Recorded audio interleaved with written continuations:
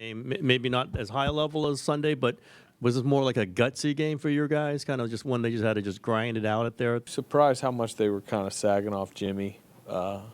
No, I mean, they started Zach Edey on Jimmy, and we kind of anticipated that. And I understand the philosophy. But Jimmy is so good and so crafty that even if you're not up on him, even if you give him 10 feet of space, he knows how to draw fouls. And what do you get? 18 shots from the foul line. That's just who Jimmy is. He controls games. That's why he is who he is. He's able to, in these big moments, these big games, he just settles you down constantly. Could you sense that he knew early if they were going to, if that was the scheme they were going to use, he was going to need to kind of. If that was, I'm sorry. If that was the scheme they were going to use, that he would need to kind of down his score. I mean, we talked about it at shoot around this morning.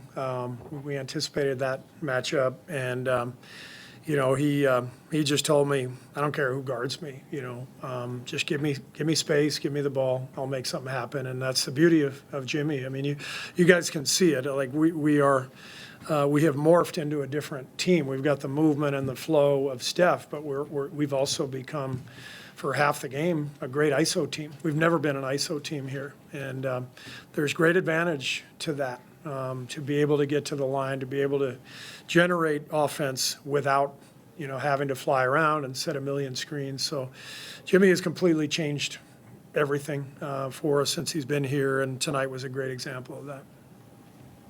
Tonight in the non-Steph minutes, you talk about flying around and getting offense going. You saw your role players getting so many 50-50 balls and getting you guys extra opportunities.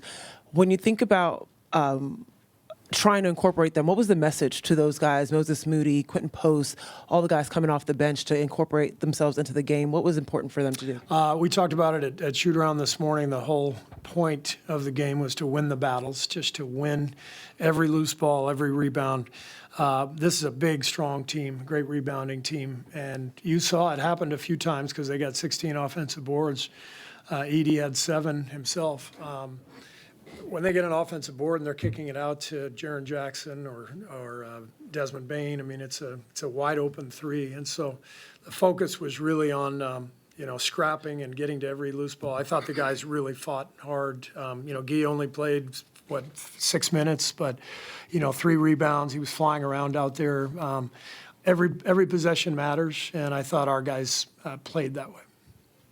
Against a big team like Houston that you're about to play, how valuable is it, Jimmy's skill set, to be able to guard guys who are 6'10", 6'11", 7 foot?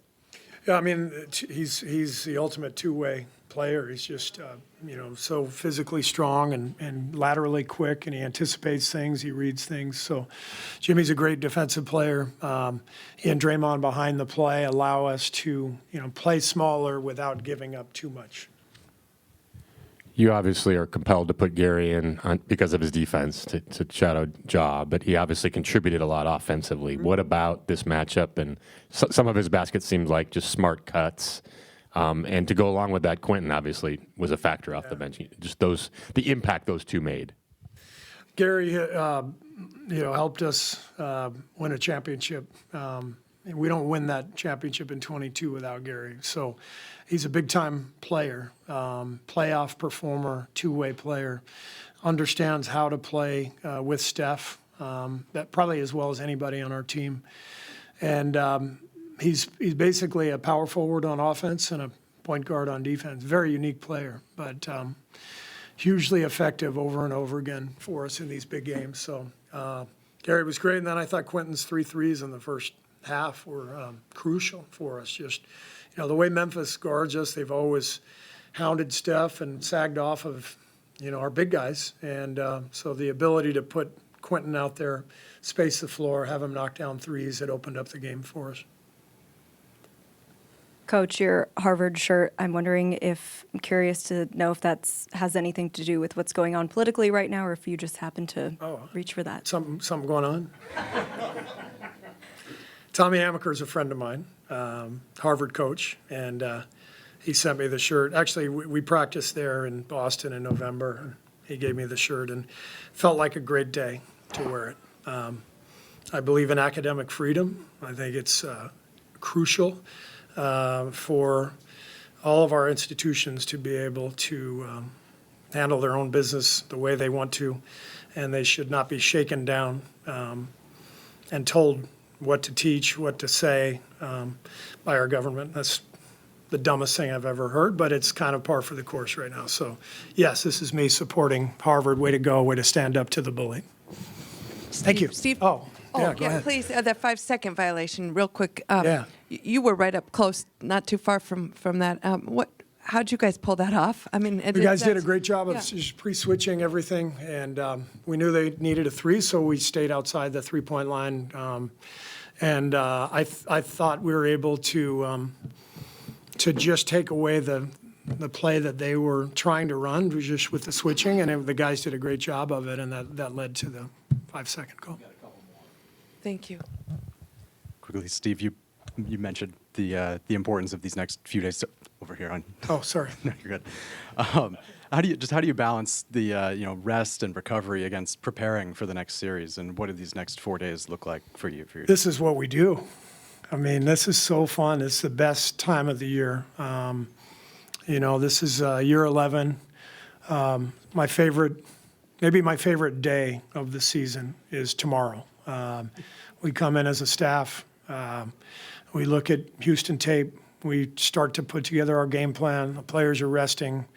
We got a couple of days before we'll see the players again. We get to go to work and try to beat a great team in a 7-game series. There's nothing better, and so I can't wait.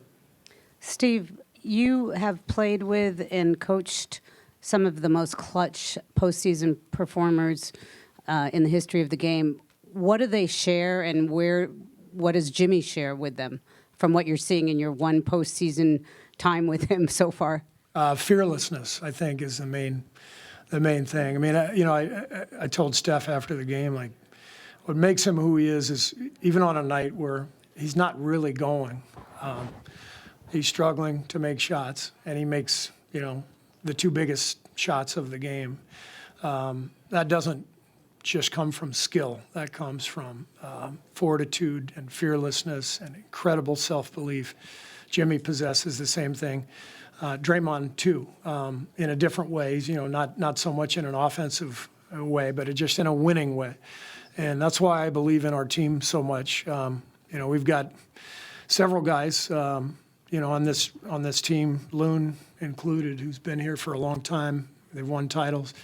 And that guy's, taken his teams to the finals a couple times. Like, we got winners in this locker room, and it's time for Jimmy to